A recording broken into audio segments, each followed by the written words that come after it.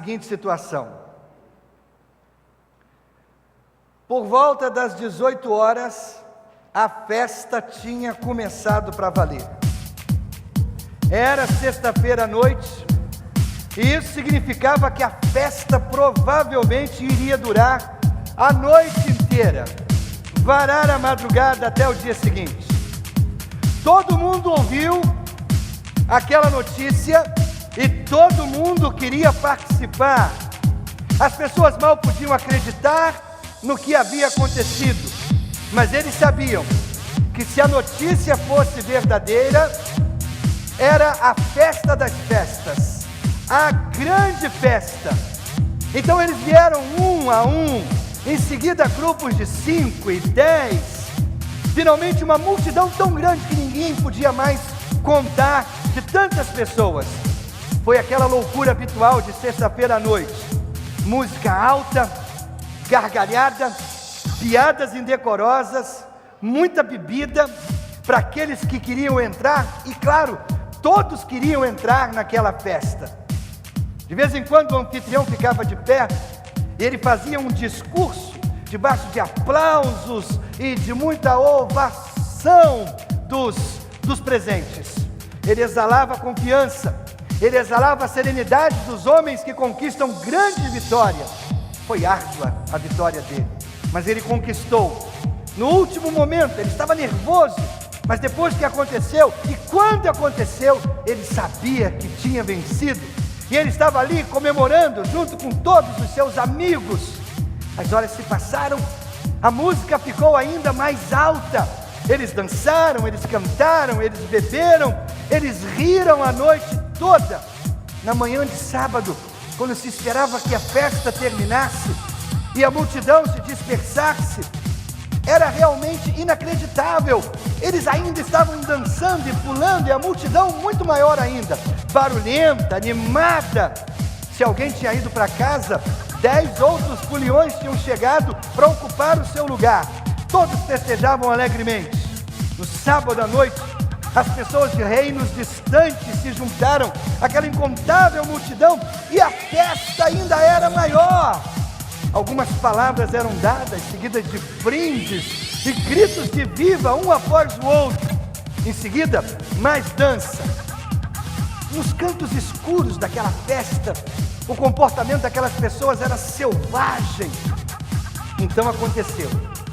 Ninguém sabe o momento exato, mas nas primeiras horas da manhã do domingo, um mensageiro chegou, sussurrou algo no ouvido do anfitrião, que ficou pálido.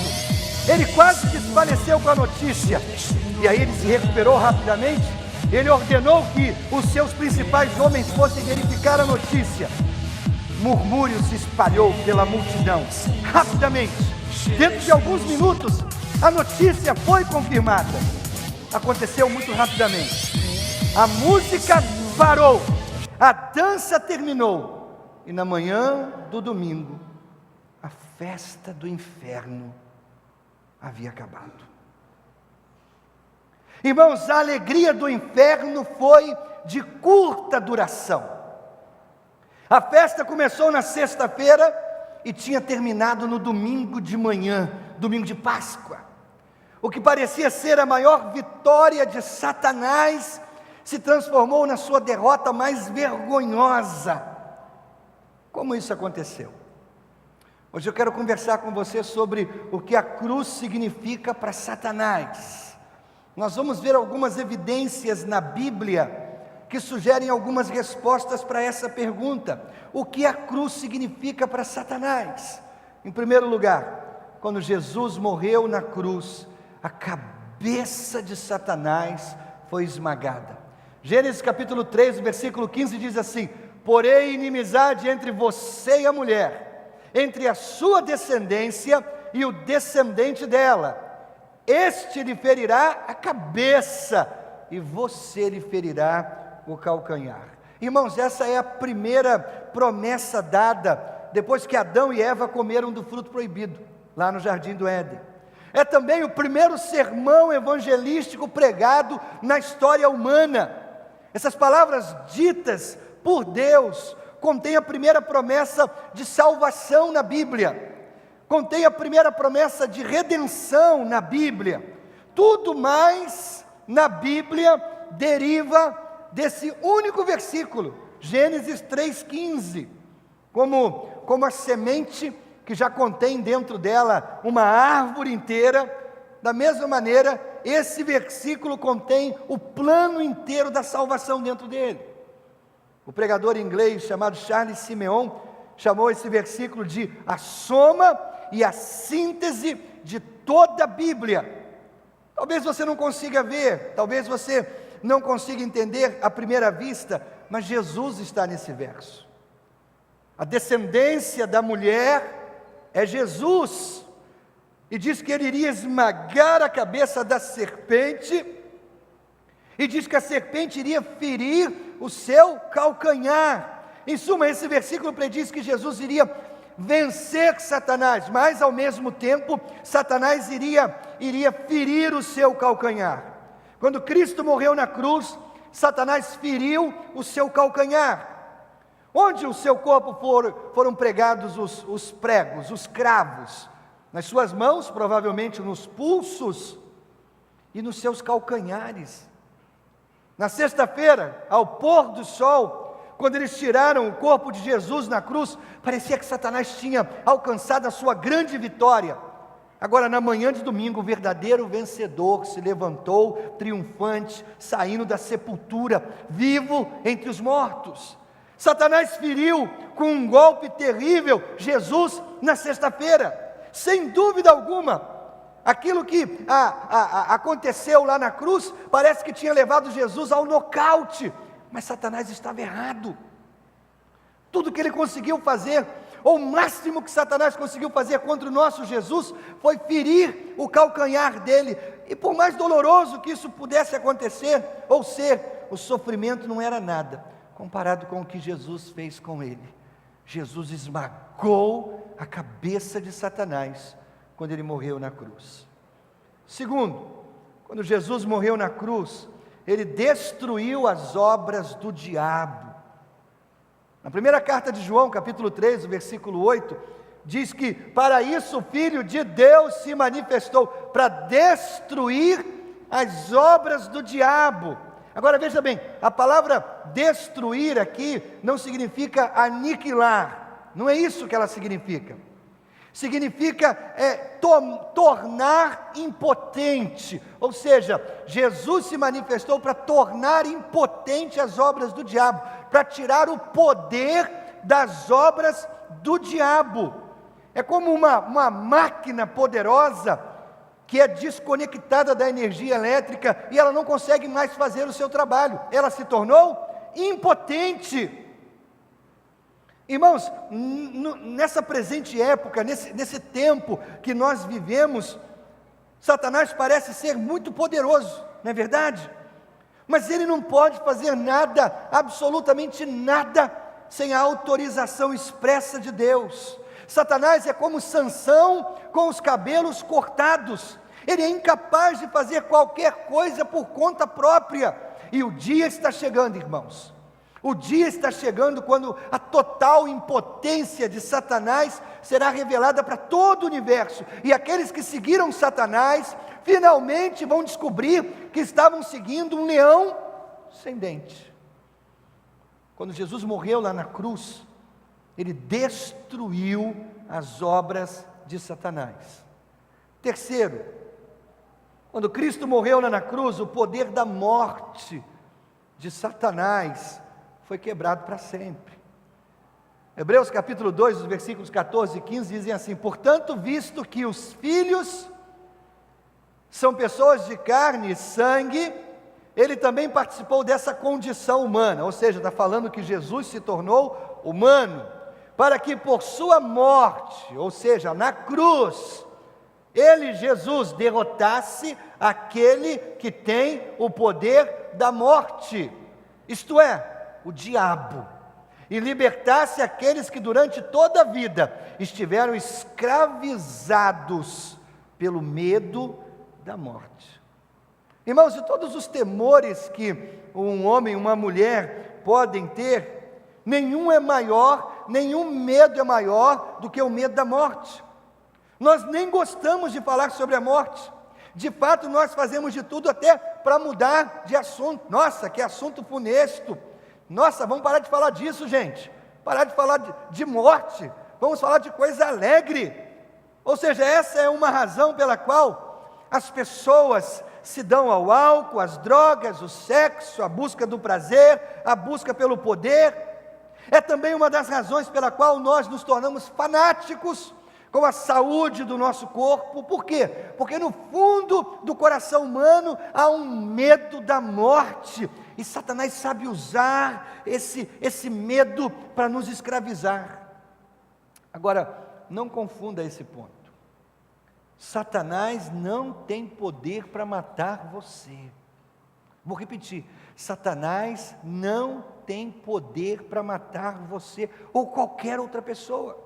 Ele não pode fazer nada sem a permissão de Deus. Vou repetir, ele não pode fazer nada sem a permissão de Deus, mas ele joga com o nosso medo da morte, para nos manter nas cadeias do pecado. É por isso que a Bíblia diz que o aguilhão da morte é o pecado. Quando descrentes morrem, quando incrédulos morrem, eles morrem com seus pecados ainda sobre eles. É um fardo enorme, pesado, é um grande peso que os arrasta diretamente para o inferno. Quando um incrédulo morre, ele morre miseravelmente, ele morre irritado, frustrado, com medo, porque ele não sabe o que ele vai fazer com os seus pecados. Irmãos, a morte já é pesada o suficiente para aqueles que são cristãos. Agora a morte é insuportável para aqueles sem Jesus. E apesar disso, milhares e milhares de pessoas marcham para a eternidade todo dia, com um peso enorme de pecado pendurado em torno do seu pescoço. A morte cheira mal, irmãos. É verdade. É por isso que a Bíblia diz que a morte é o nosso último inimigo a ser vencido. A morte. Agora, John Wesley costumava dizer a respeito dos primeiros metodistas: nosso povo morre bem. Como eu gosto dessa expressão de Wesley, irmãos. Nosso povo morre bem. Morrer bem é uma arte perdida. Nos tempos antigos, os cristãos passavam muito tempo se preparando para a própria morte, porque eles consideravam a morte a última oportunidade de testemunhar a respeito de Jesus e do que Jesus fez na vida deles. Então eles se preparavam para morrer bem, sem desespero, morrer em paz. Eu não estou dizendo, irmãos, que a morte é um amigo. Eu não estou dizendo que a morte é parte natural da vida. Não é verdade. A morte não é parte natural da vida. A morte entrou na vida humana por causa do pecado. Deus não nos planejou para a morte. Agora foi o pecado que trouxe a morte para a vida. Mas agora, por meio de Jesus Cristo, nós temos uma palavra infalível. É João capítulo 11, versículo 26. Quem vive e crê em mim não morrerá eternamente. Esse é um dos versículos mais citados em cultos fúnebres, porque são nesses momentos que o impacto dessas palavras ainda é mais profundo. Será que a gente acredita ou não nessa questão? Jesus disse: quem crê em mim não morrerá eternamente. Ele está dando promessa de vida eterna. John Stott, pregador inglês também, comentou que para o cristão a morte se tornou um episódio trivial. Trivial. É um pequeno inconveniente, nada mais. Se nós sabemos que para aqueles que estão em Cristo, a morte é fechar os olhos aqui e abrir os olhos no céu. Então ela é apenas um inconveniente trivial, um episódio trivial. Agora, irmãos, os incrédulos não têm esse privilégio. Eles nem entendem a nossa confiança à medida que nós atravessamos os portais da morte. Por quê? Porque a morte para eles é o fim. Eles pensam assim. Mas para nós, irmãos, é o próximo passo na nossa vida eterna, que já começou quando Jesus entrou na nossa vida. Então, quando Jesus morreu lá na cruz, ele tirou de Satanás o poder de nos amedrontar com a morte. O que Satanás pode fazer conosco? Nos ameaçar de morte. Nós vamos rir na cara dele, porque nós não temos mais medo da morte. Quarto, quando Jesus morreu, os prisioneiros do diabo foram libertados. É isso que Jesus disse que ele veio fazer. Lucas capítulo 4, versículo 18 diz assim: Ele me enviou para proclamar liberdade aos presos e recuperação da vista aos cegos, para libertar os oprimidos. Quem são os prisioneiros? Quem são os oprimidos que Cristo veio libertar? Irmãos, nós já vimos que os perdidos são escravizados pelo diabo, através do medo da morte. Então Cristo veio para abrir para nós as portas da prisão e libertar os cativos, os oprimidos de Satanás. A morte de Jesus trouxe mudanças tremendas no reino espiritual, e a maioria dessas mudanças nós não entendemos, nós não captamos. Eu acho que a Bíblia nos dá algumas dicas, pequenas dicas, do que aconteceu no mundo espiritual quando Jesus morreu. Apenas pequenas dicas, para a gente entender que algo monumental aconteceu nos bastidores, que nós ainda não conseguimos compreender perfeitamente, mas algo monumental aconteceu nos bastidores quando Jesus morreu naquela cruz. Ele libertou os cativos de Satanás. Quinto, quando Jesus morreu naquela cruz, os demônios foram desarmados. Colossenses 2,15, versículo que nós lemos no início, diz: tendo despojado os poderes e as autoridades, fez deles um espetáculo público, triunfando sobre eles na cruz. Despojar, irmãos, significa tirar de alguém o poder para lhe ferir. Quando alguém despoja outra pessoa, está tirando dele o poder para prejudicá-lo, para prejudicar você. Se um homem tem uma arma apontada para você, e você tira a arma dele, você o despojou, você tirou dele o meio, o poder de prejudicar você. Quando Jesus morreu na cruz, Ele tomou as armas, Ele tomou as munições das mãos dos demônios, e Ele os humilhou publicamente. Vamos imaginar, irmãos, as legiões romanas, exércitos de milhares e milhares de combatentes romanos. Eles estão voltando para casa porque eles participaram de uma guerra sangrenta, mas eles foram vencedores. E quando eles entram na cidade, quando eles entram em Roma, eles entram marchando. Vastas multidões de crianças e mulheres se aglomeram pelas ruas para ver os soldados vitoriosos. Eles entram na cidade marchando sem parar. É um desfile aparentemente interminável, incontáveis multidões de soldados que entram vitoriosos. Em seguida vêm os generais, os comandantes, cada um acompanhado por cantores, dançarinos, músicos.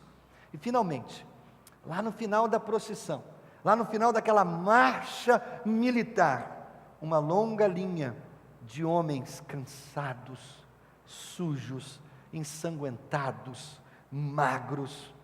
Suas mãos estão com bandagens, eles se arrastam, mancando um após o outro. Quem são eles? Eles são os perdedores, eles são os inimigos derrotados. Eles foram capturados e eles foram trazidos para serem exibidos como um espetáculo do poder invencível do Império Romano. Você entende? O que é humilhar publicamente?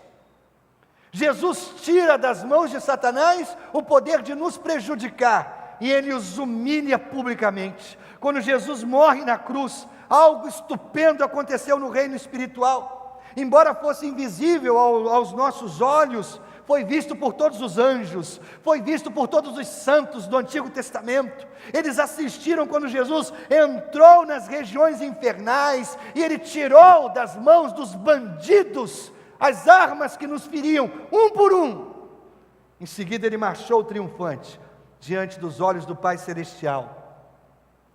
diante de cada ser criado, para que cada ser no universo saiba que ele venceu. Irmãos, isso significa que, embora os demônios tenham grande poder, eles foram desarmados. Eles não podem mais nos prejudicar, porque estão desarmados. Embora eles possam nos atacar, nós podemos usar o escudo da fé e nos proteger de cada dardo inflamado que eles lançarem contra nós. Nós podemos quebrá-los. Alguns cristãos, irmãos, vivem tão assombrados com o diabo. Alguns cristãos ficam vendo diabo e demônio em tudo quanto é lugar.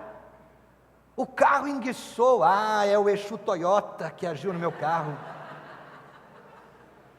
Essa comida não me fez bem, cuidado com o demônio Sazon. Pelo amor de Deus, gente. Sabe como? Fica vendo demônio em tudo. Fica vendo demônio em tudo quanto é lugar. Cuidado com esse objeto aí na sua estante. Isso traz maldição para a sua família. Pelo amor de Deus! Quando Jesus morreu na cruz, Ele despojou os poderes e autoridades malignos. O que é um objeto na minha estante para amaldiçoar a minha família, diante do tremendo poder da cruz de Jesus? Ele os desarmou. Não precisamos mais ter medo do diabo. Não precisamos mais ter medo dos seus ardis. Por fim, nós aprendemos que, como resultado da cruz, a desgraça de Satanás está garantida.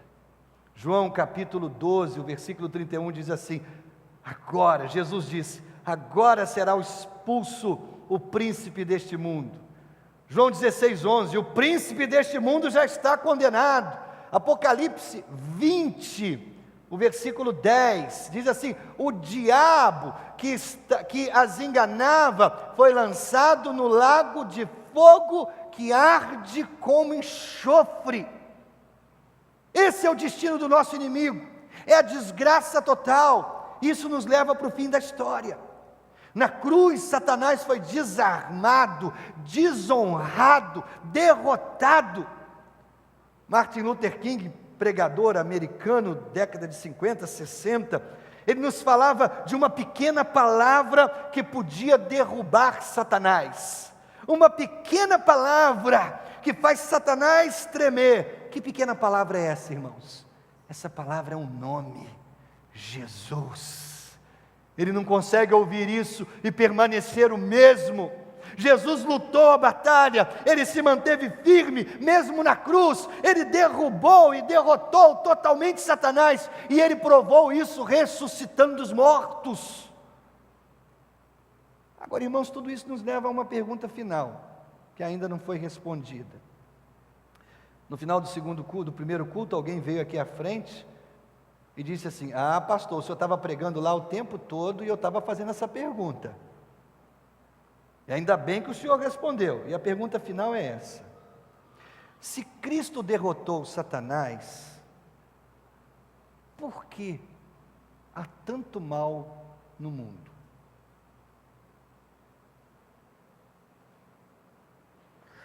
Nas palavras de um livro cristão muito popular, Satanás está vivo e muito ativo no planeta Terra.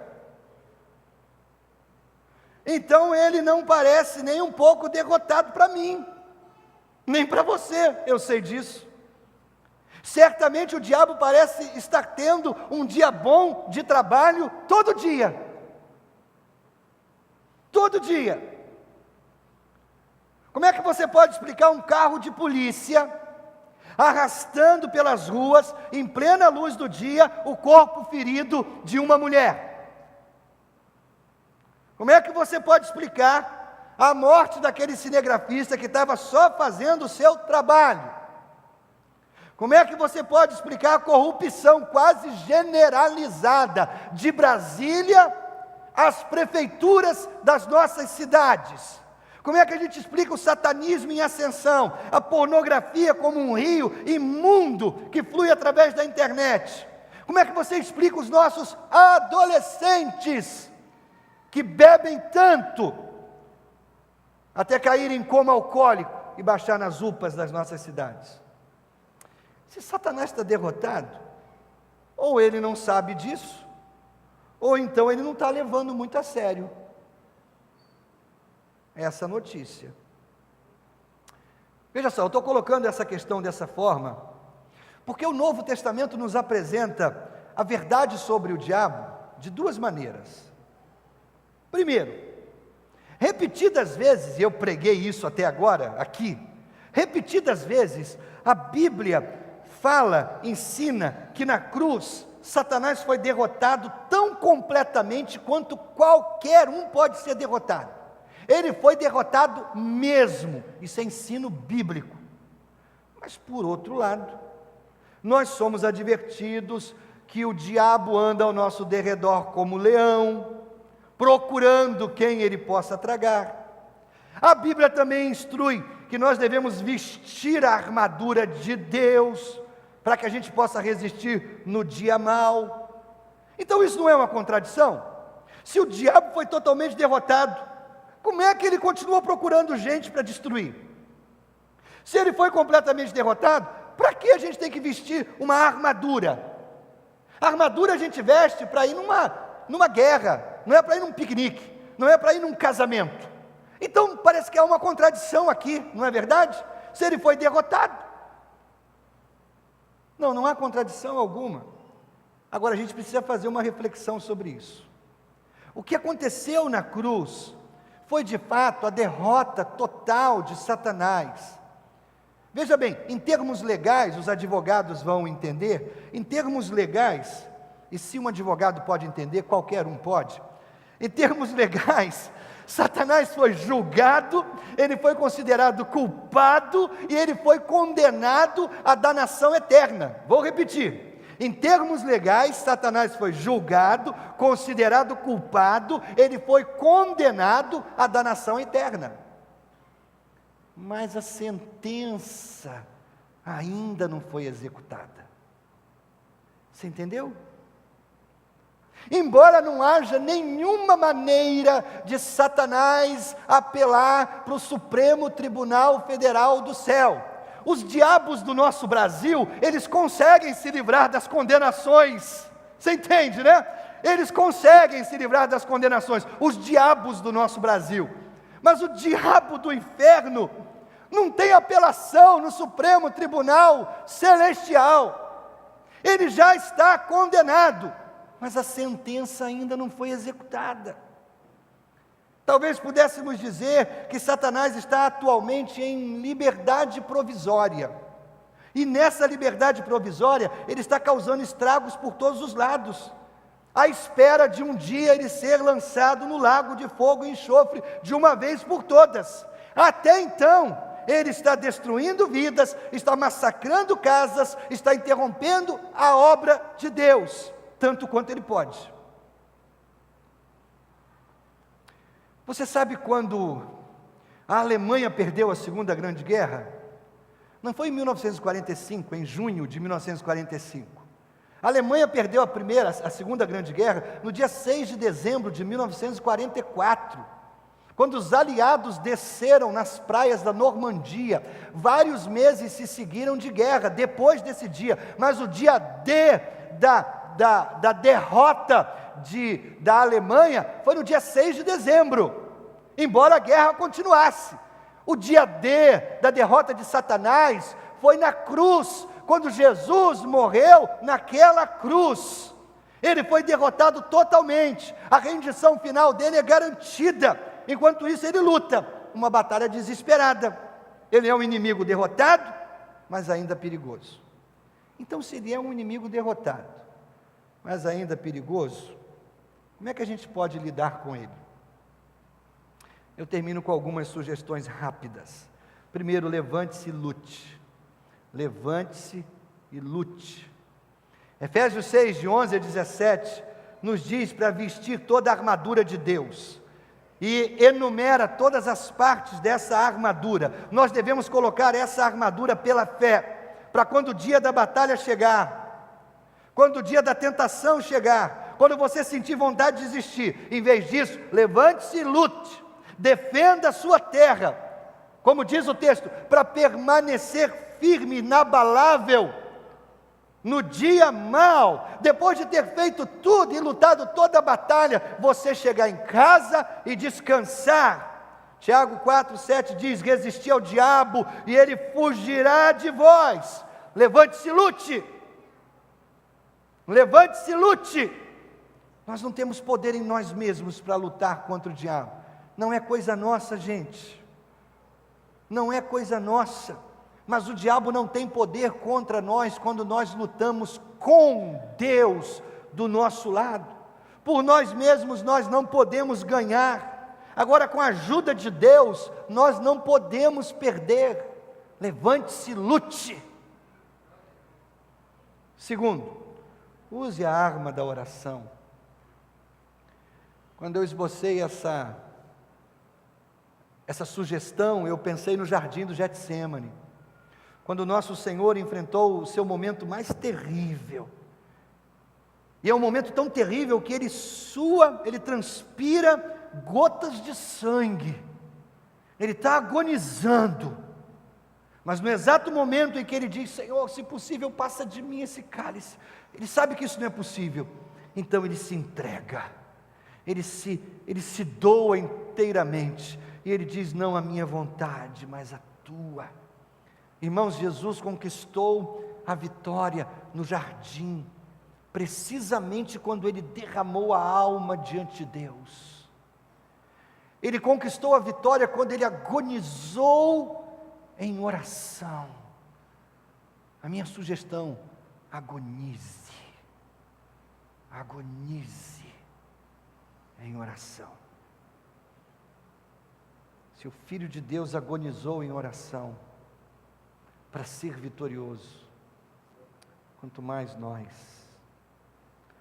Terceiro e último, renuncie o diabo e confesse Jesus Cristo publicamente. Nos primeiros dias da igreja cristã, os candidatos ao batismo eram questionados assim: você renuncia às obras do diabo? Talvez a gente deveria voltar a fazer isso, não é, irmãos? Você renuncia às obras do diabo? Eu acredito que isso é apropriado. Você renuncia às obras do diabo.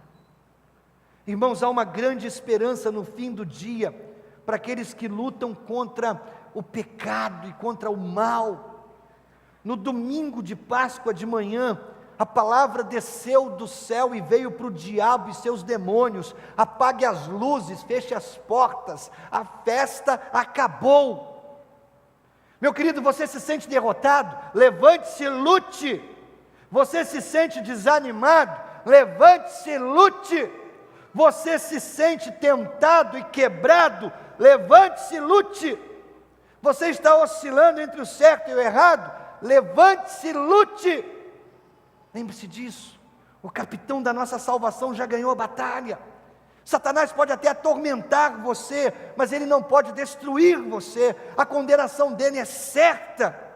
Uma pequena palavra pode derrubar o diabo, e essa palavra é um nome, e esse nome é Jesus. Fale comigo: Jesus. Feche os olhos e diga: Jesus. Diga de novo: Jesus. Mais uma vez: Jesus. Senhor, aplica essa mensagem aos nossos corações. Cabeça curvada, os olhos fechados. Querido, você não pode e não vai derrotar o diabo sozinho. Não vai. Ou você faz isso com Jesus, ou você será completamente derrotado. Então, aqui e agora, eu quero lhe fazer uma pergunta final. Algum dia na sua vida, você fez uma oração em que você entregou o controle da sua vida a Jesus Cristo?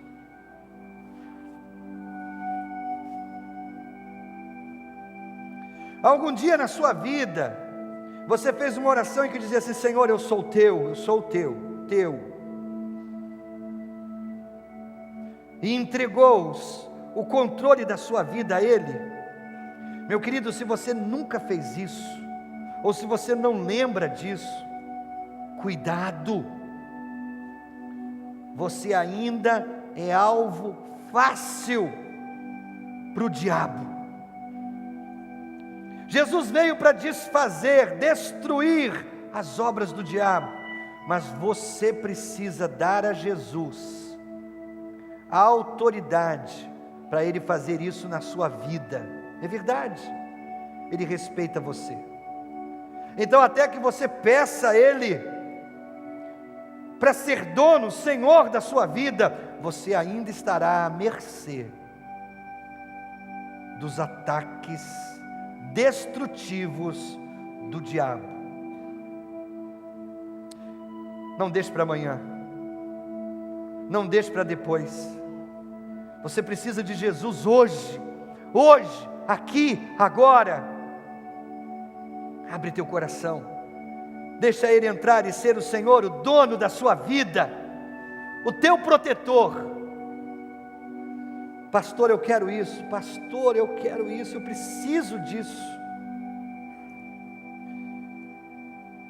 Então, meu querido, cabeça curvada, os olhos fechados, todo mundo assim, por favor. Eu quero convidar você a orar comigo nesta hora. E nessa oração, eu vou ajudar você a entregar o controle da sua vida a Jesus Cristo. Você deseja isso? Então ore comigo.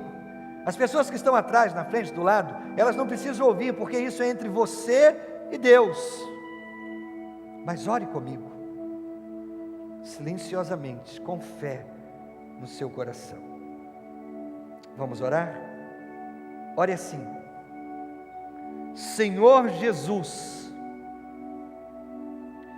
acabo de compreender o quanto preciso de Ti. Por isso, nessa hora, entrego a Ti o controle da minha vida. Jesus, segura da minha mão, me ajuda a viver os meus dias na Tua presença, livra-me do mal, afasta o diabo da minha vida, me protege, escondido atrás da Tua cruz. Quando eu morrer, Jesus, abre a porta do céu, deixa-me entrar e viver eternamente na presença de Deus. Cabeça curvada, os olhos fechados. Você fez comigo essa oração? Eu quero muito orar por você. Seja você quem for, membro desta igreja, membro de outra igreja, nosso amigo convidado.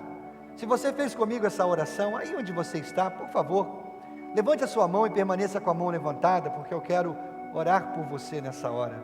Amém. Deus abençoe você e você também. Alguém mais? Bem alto, levante e permaneça com a mão levantada. Vejo você também atrás. Lá na galeria, alguém? Bem alto, levante a sua mão. Eu quero orar por você. Estou vendo você lá no fundo da galeria. Permaneça com a mão levantada, por favor. Isso. Talvez você que está conosco também pela internet, faça um gesto de fé aí onde você está. Coloque a mão no seu coração. Você está entregando o controle da sua vida a Jesus. Irmão, irmã, alguém pertinho de você com a mão levantada? Coloca a mão no ombro dele, coloca a mão no ombro dela. Ninguém sozinho nessa hora. Esse é um momento tão importante, tão importante, tão importante. Lá na galeria, coloca a mão no ombro dela, por favor. Ninguém sozinho nessa hora. Isso. Pai, eu quero colocar essas vidas preciosas em Tuas mãos. Eu sei que o Senhor as conhece, eu sei que o Senhor sabe a história de vida de cada uma delas. Então, Senhor, a minha oração é que, em nome do Teu Filho Jesus, eu peço que o Senhor escreva seus nomes no livro da vida, que o Senhor as revista com Teu poder e graça, e que elas estejam escondidas atrás da cruz, e que Satanás, o diabo e todo o inferno não tenha mais poder sobre essas vidas. Quebre, Deus, esse poder agora, em nome de Jesus, e faz reinar sobre essas vidas o Teu poder. É a minha oração, Pai, e eu a faço em nome de Jesus. Amém, Senhor, amém. Queridos, vocês oraram comigo, você levantou a mão, tem alguém orando aí com você agora. Eu quero lhe dizer algo, você tem direito, é direito seu. Quando terminar esse culto, o pastor Mauro, o pastor Marcílio estarão aqui na nossa varanda, logo aqui ao lado do nosso templo. Essa pessoa que orou com você, ao terminar o culto, vai levar você para a nossa varanda, e essa pasta aqui é para você. Nessa pasta eu tenho um CD com uma mensagem, e gostaria que você ouvisse essa mensagem essa semana. Nós temos um livreto que o título dele é Você Não Está Aqui Por Acaso. É para você também. E os panfletos da igreja, para ajudar você nos primeiros passos da vida cristã. É para você, você tem direito a ele. Você pela internet, que fez essa oração conosco, escreve para nós, escreve para a igreja, manda o seu endereço, nós vamos mandar para você, na sua casa, para abençoar também a sua vida. Tem gente acompanhando o culto pela internet, o Diego está morando na Argentina, e assiste os cultos de lá, olha só, eu estou ficando internacional. A Cristiane Alves, oração pela família, em especial por seus estudos. Leidmar Araújo, oração pela família, pela sua vida também, e pela filha, não é? Vamos orar, Leidmar. A Rogéria pede oração pela Renatinha, nossa Rogéria e a querida Renatinha. Vamos orar, não é? Está precisando muito que Deus a abençoe e faça cessar a febre. Vamos orar pela pequena Renatinha, não é? Vamos ficar de pé, irmãos, vamos colocar essas vidas diante do altar do Senhor, mas nós vamos fazer mais. Nós vamos orar por todas as pessoas que nesse momento desejam algo especial de Deus. Então curve a sua cabeça, feche os seus olhos. Você tem algo que você quer colocar diante de Deus, e você precisa da bênção de Deus. É algo muito especial. Então vou convidar você para sair do seu lugar e vir aqui à frente. Nós vamos terminar assim, tá? Nós vamos terminar assim. Vamos orar juntos. Então você sai do seu lugar, vem aqui à frente, e nós vamos colocar esse algo muito especial diante de Deus. Deus já sabe o que é. Enquanto nós cantamos o refrão do Porque Ele Vive, né? Só o refrão, Porque Ele Vive. Você vai sair do seu lugar, vir à frente, e nós vamos orar juntos. Pode sair do seu lugar, pode vir à frente. A gente vai terminar assim, orando juntos aqui diante do Senhor. Porque Ele vive, posso crer no amanhã.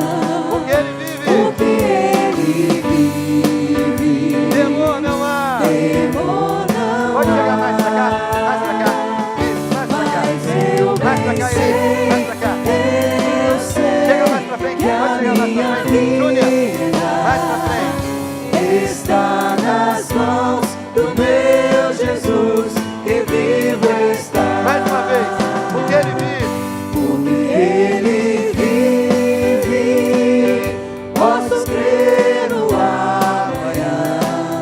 Porque Ele vive, temor não há. Mas eu bem sei, eu sei que a minha vida está nas mãos do meu Jesus, que vivo está. Senhor, nós queremos colocar essas vidas preciosas em Tuas mãos. Os pedidos que recebemos através da internet, E também, Deus, as vidas que aqui estão. O Senhor sabe a história de cada uma delas, o drama, a dor, o choro, as lágrimas. E eu quero colocar cada uma delas diante do Senhor. Há aqui, Senhor, verdadeiras histórias de milagre, ou milagres que precisam ser feitos. Por isso, dessa maneira, nós oramos a Ti. Abre as janelas dos céus, Senhor. Libera a bênção, meu Pai, por favor, para que o Teu povo saia daqui nessa noite com uma palavra de orientação, com uma palavra de sabedoria. Que o Teu povo saia daqui curado. Que o Teu povo saia daqui, Deus, com porta de trabalho aberta. Que o Teu povo saia daqui em paz, tendo a certeza de que o Senhor já está providenciando a bênção. Por favor, Pai, leva-nos para viver essa semana, debaixo da Tua graça e da Tua misericórdia. Que o amor de Deus, o Pai, a graça bendita do Filho Jesus e as consolações do Santo Espírito sejam com todos reunidos aqui, desde agora e para todos sempre. Amém, Jesus. Amém. Deus abençoe você. Ele vive, posso crer no